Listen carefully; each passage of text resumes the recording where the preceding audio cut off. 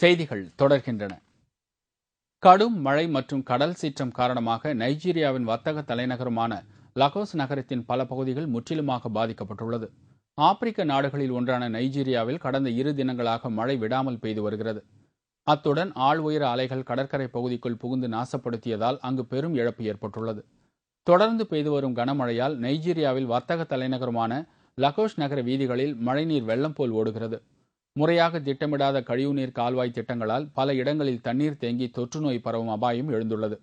இது ஒருபுறம் இருக்க, கடந்த ஞாயிறு முதல் கடலில் ஏற்பட்டுள்ள கடும் சீற்றம் காரணமாக லகோஸ் நகர கடற்கரையில் குவிந்திருந்த சுற்றுலா பயணிகள் உயிர் பிழைக்க பாதுகாப்பான இடங்களுக்கு செல்கின்றனர்.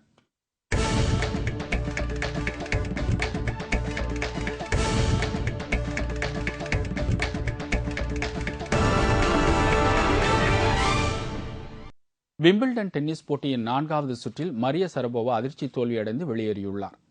இங்கிலாந்தில் நேற்று நடைபெற்ற மகளிர் ஒற்றையர் பிரிவின் 4வது சுற்று போட்டியில் ரஷ்யாவின் மரிய சரபோவா, ஜெர்மனியின் சபீனா லிஸ்கி ஆகியோர் மோதினர்.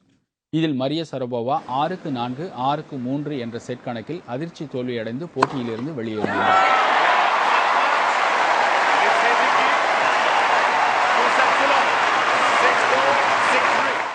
இவர் 2004ஆம் ஆண்டில் நடைபெற்ற விம்பிள்டன் டென்னிஸ் போட்டியில் வெற்றி பெற்று விம்பிள்டன் பட்டத்தை பெற்றுள்ளது குறிப்பிடத்தக்கது.